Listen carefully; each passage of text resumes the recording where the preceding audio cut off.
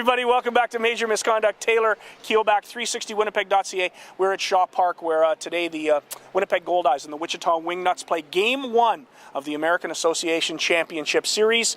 But first, before we get there, I want to talk to you about the Winnipeg Blue Bombers and one of the worst coaching decisions I have ever seen made in my entire life. And I'll tell you why. They have a guy who's kicked 5 field goals in the game. They have to kick a 42 or a 43-yard field goal. Field goal kickers do that for fun. With the wind. With the wind at your back. Yep. With the wind at your back. And you've already kicked 5. You've already proven to people you can kick a football. Yeah.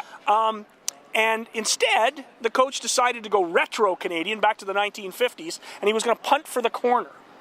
And as happens often when the wind is at your back on a punt, the ball blows all over the place. It blew through the end zone, and then your defense goes into prevent defense, and you give up 3 points late because the guy on the other team can kick a 41-yard field goal into the wind.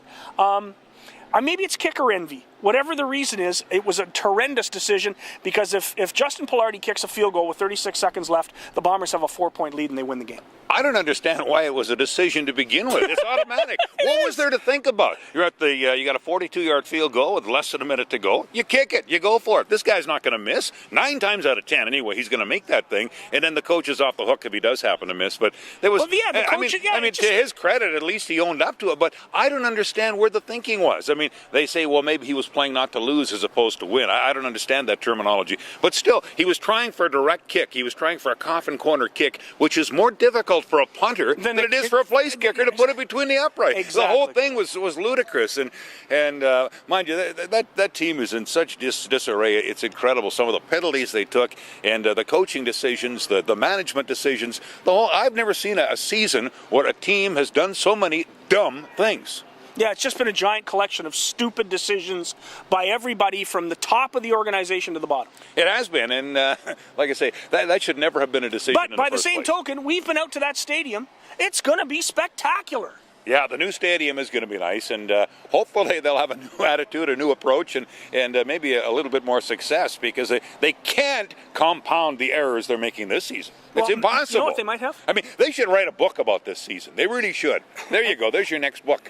How's your Kenny Plain book going, by the way? It's great. Yeah. How bad can it get, we could I call wonder it. what Kenny Plain thinks of all this. Oh, I know what Kenny Plain thinks of all this. You know what the first thing he says? If you've got 8 yards to go on second down for a first down, why don't you throw the ball 8 yards? Yeah. There's way too much of that throwing it 3 yards and seeing if the receiver can run the other. But that's 5. not in all leagues. I was watching an NFL game last night. It's everywhere. But that's an American play. They're 3rd and 3, and they throw it 2 yards. But that's an NFL play, and you can tell all the National Football League offensive coordinators that are now in the CFL. I got another thing that I'll never understand, and we can maybe do a segment on this one day. The 3-man rush. I've never seen it work. Let's do it when we come back. Okay. We're going to come back with Major Misconduct. We're going to talk about all of the things in the Canadian Football League that don't seem to make any sense. I'm the Major Scott we haven't got Taylor. that much time. He's the Misconduct Curt Keelback, and we'll be back on 360Winnipeg.ca.